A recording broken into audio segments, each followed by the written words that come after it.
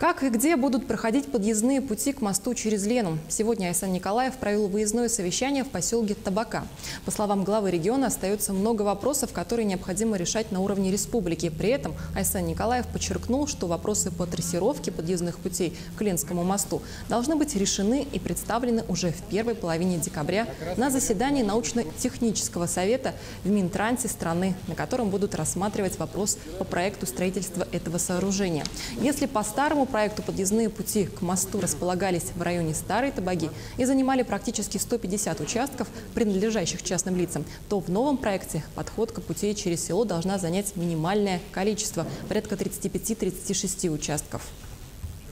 И сегодня по итогам выездного совещания мы этот проект, именно вариант, приняли как основной.